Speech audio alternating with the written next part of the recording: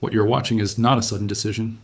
It is not one bad night in Washington, one failed meeting in Geneva, one final insult thrown across a podium. It is the last visible move in a pattern that was already in motion. And that is why this moment matters so much. Because if you think America's strike on Iran was a surprise, you will miss what comes next. Look at the numbers that were already sitting under the surface before the missiles flew. Global debt hit a record $348 trillion by the end of 2025.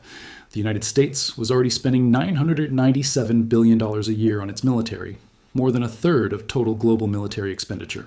And near Iran sits the Strait of Hormuz, one of the most dangerous energy choke points on Earth, carrying more than 1/5 of global oil and petroleum consumption and more than 1/5 of global LNG trade. That is not a normal background. That is a pressure chamber. Debt at historic highs, military burden at historic scale, energy risk concentrated in one region. When those forces converge, war stops being an accident. It becomes an expression of the system. And here's the part most people miss. Great powers almost never announce their decline with weakness. They announce it with force.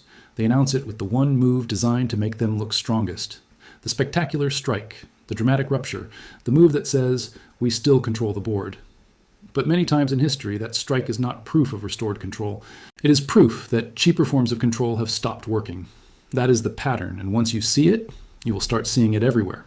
First, a power builds an order. It creates the rules, the currency, the trade lanes, the alliances, the myths, the architecture of normality.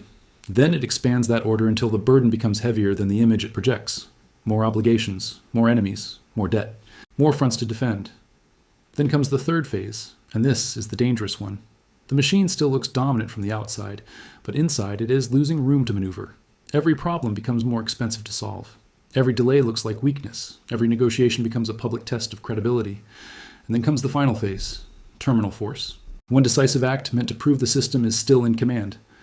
But in reality, that act often reveals the opposite. It reveals that the system no longer trusts diplomacy, patience, or economic pressure to do the job. Keep that pattern in your mind. Because it explains more than this one strike. It explains how orders age. It explains why empires become impatient. And it explains why the most dangerous moment is often not when a power is obviously collapsing, but when it is still strong enough to hit hard and too strained to back down. Take Britain in 1956. On the surface, the Suez crisis looked like a dispute over a canal. In reality, it was a test of whether Britain was still what it believed itself to be. For generations, Britain had built one of the clearest examples of imperial foundation in history: naval supremacy, global trade routes, colonial logistics, sterling influence. The Suez Canal was not just water and shipping lanes, it was a symbol of imperial circulation. Oil, commerce, prestige, command. Britain's power had been organized around the assumption that routes like Suez would remain under its wider system. But by the end of World War II, the foundation still existed, while the strength under it had changed. Britain had won the war and lost the financial freedom that once made empire easy. It still wore the uniform of a global power, but it no longer possessed the same independence beneath that uniform. This is what overextension really looks like. Not weakness in public. Dependency in private.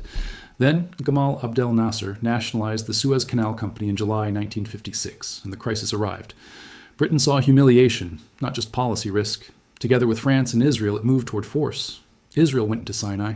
Britain and France attacked. Militarily, the operation looked sharp. Politically, it was a disaster. The United States opposed it. International pressure surged. Markets understood something brutal before the public fully did. Britain was behaving like an empire that no longer controlled the financial terms of empire. And then terminal force became terminal exposure. Sterling came under pressure. Britain burned reserves. U.S. leverage became decisive. London stopped, withdrew, and the world learned the truth. The strike had not restored British authority. It had revealed British dependence. The last dramatic move meant to prove control ended up proving that control had already slipped. Now moved to Imperial Japan, because the same machine appears in a different form. Japan's foundation was not maritime finance, but industrial ambition fused with strategic insecurity. It built power fast. It militarized. It expanded. It organized an order across East Asia around one central problem: a growing state with limited access to the resources it needed to sustain that growth. This matters, because powers built on resource insecurity do not expand calmly. They expand under pressure. Every gain solves one problem and creates another. Then came the second stage: Manchuria, China, Indochina. Expansion created reach, but it also increased dependence on imported fuel and materials. The map looked bigger. The margin for error got smaller. That is how overstretched systems hide. They look most formidable right before flexibility disappears. Then came the crisis. In 1941, after Japan moved into southern Indochina, the United States froze Japanese assets and cut off vital oil access. And this was not a minor inconvenience. U.S. Oil had accounted for about 80% of Japan's oil imports.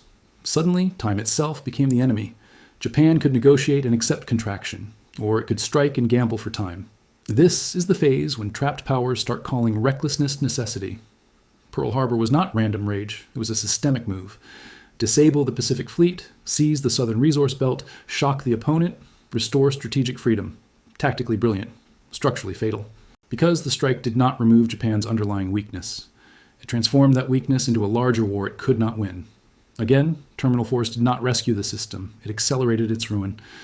Now consider the United States in the late Bretton Woods era, because not all terminal force arrives as bombs. Sometimes it arrives as a financial break. After World War II, America built the monetary core of the modern order. The dollar was linked to gold. Other major currencies were linked to the dollar. This was not only finance, it was geopolitical architecture. America could project power because the world transacted through a system Washington anchored. Then came expansion. Foreign commitments widened, aid expanded, investment abroad grew. At home, the Great Society met the cost of Vietnam. Too many dollars moved outward relative to U.S. gold. Inflation pressure rose. The image of stability remained. The internal math weakened. In reserve currency systems, overextension first appears not as empty fuel tanks, but as money drifting away from the promise that once defined it. By the late 1960s and into 1971, the crisis was visible. Foreign holders increasingly wanted gold for dollars. The old arrangement became harder to defend. And then came the dramatic move.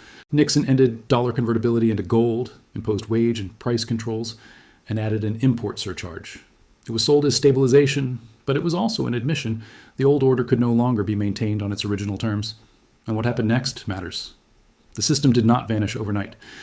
But inflation surged, confidence deteriorated, and the consequences rippled through the entire decade. That is the point.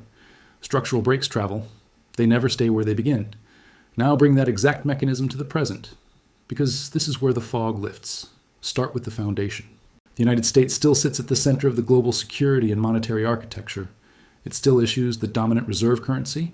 It still underwrites alliances, sanctions, sea lanes, intelligence systems, and military deterrence across multiple theaters. That part is real. But the cost of carrying that foundation is now enormous. Nearly $1 trillion in annual military spending. Deficits the IMF warns are unsustainable in the years ahead. Debt pressures rising across the world at the same time the U.S. is expected to deter Russia, contain China, support Israel, reassure allies, and keep key shipping routes open. The foundation exists.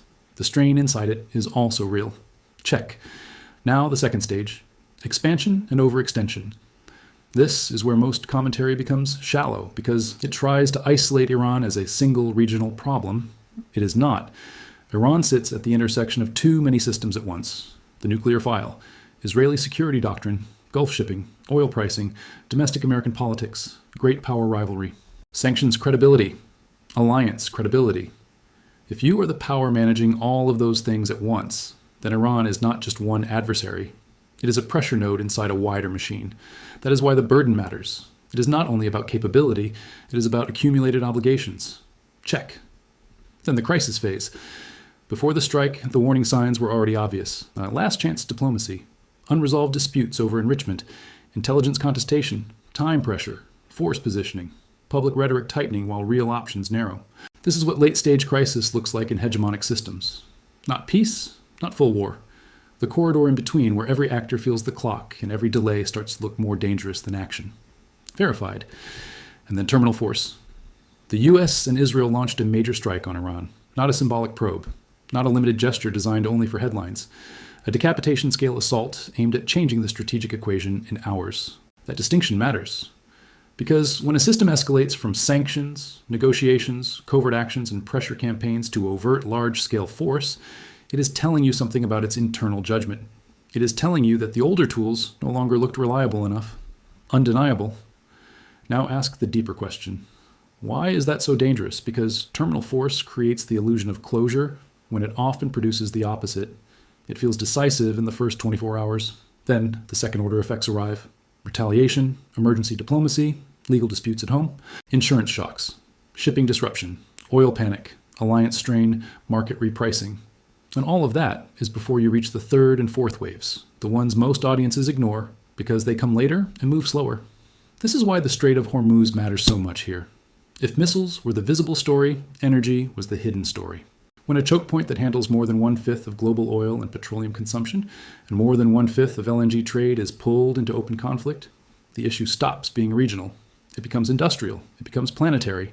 Even partial disruption changes freight behavior, insurance costs, energy expectations, and political calculations far from the battlefield.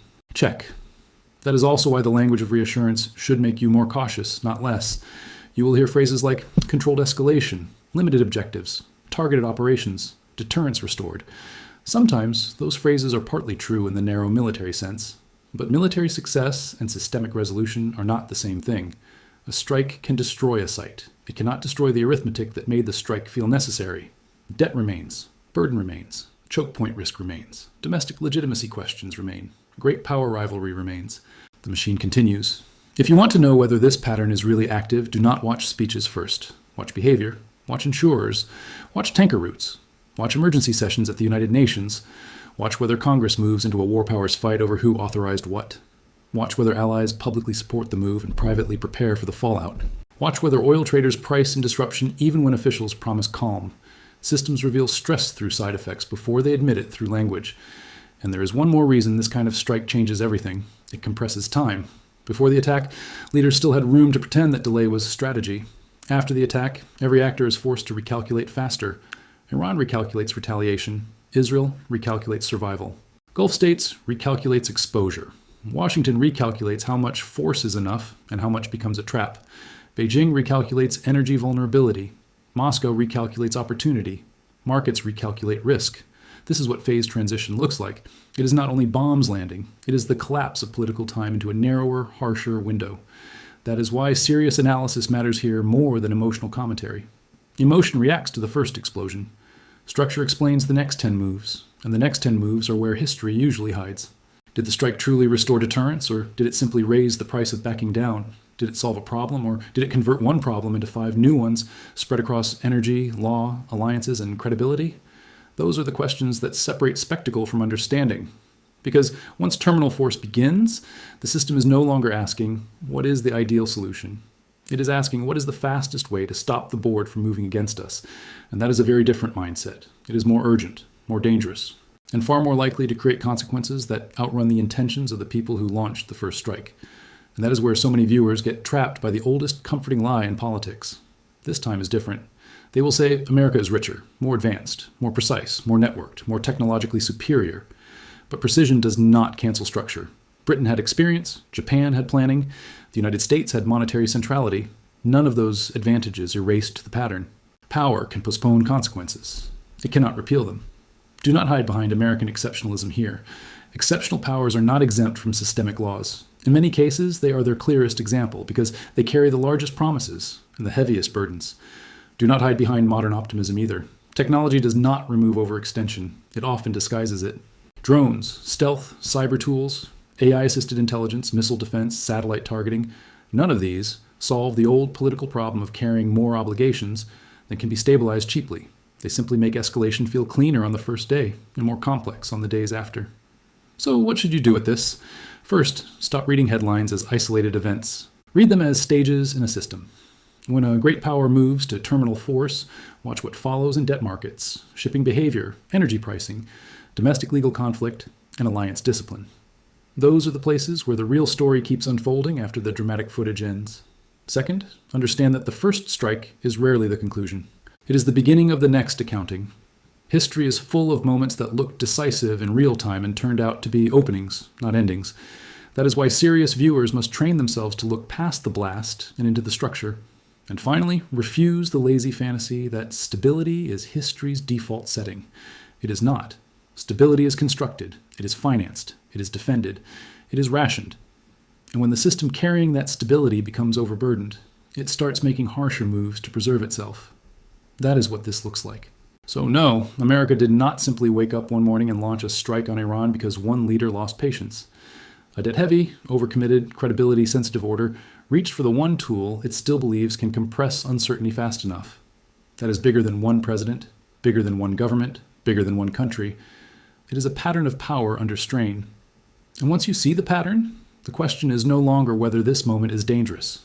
The question is, how many people are still pretending it is isolated? Subscribe, because the next thing you need to understand is even more important than the strike itself. How this machine was built, why it keeps repeating, and what the next stage looks like, before most people are willing to admit it has already begun.